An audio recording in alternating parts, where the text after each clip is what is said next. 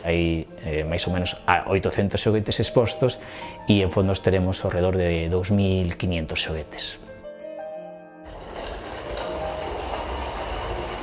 É un espacio para o recordo, para que esa xente maior poda recordar eses xoguetes da súa infancia. É o Museo Galego do Xoguete, en Allariz. Un lugar que destapa infancias. Mira, ese xoguete tiro eu, con ese xoguei eu, ese tiño o meu veciño, bueno. Tanto para grandes como para pequenos, semella cousa de maxia. Moitas veces veñen pais con fillos e lle dicen, mira, con ese xoguete xoguei eu. E claro, o neno moitas veces non se ve representado porque claro, como se fabricaban os xoguetes de folla de lata, eran planchas que cortaban e que unían as dúas pezas, así se conseguía volumen. Moitos quedan sorprendidos, claro, cando lle explicas como é o funcionamento dos xoguetes, que é o que fai.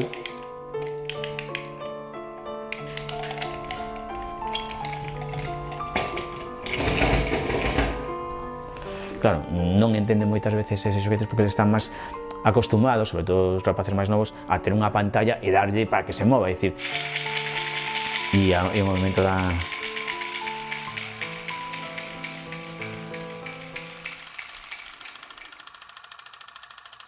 Para a rapazada contemporánea ven sendo algo así como unha película de ciencia ficción, facendo ficción ca ciencia do pasado.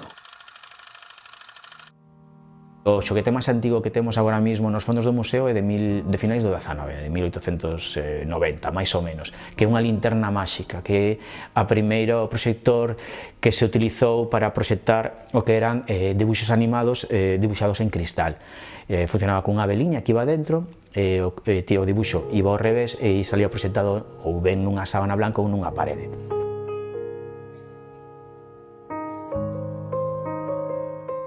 Os camiños da infancia por terra, mar e aire.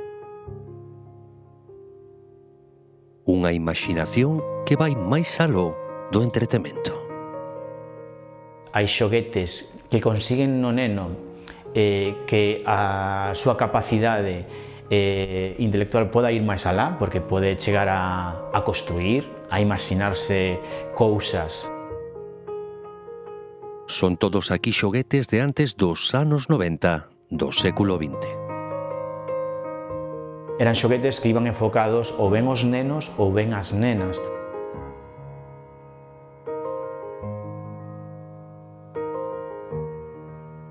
Inda que eu creo que calquera dos xoguetes podían ser manipulados ou ben xogados, daba igual que fora unha nena ou un neno.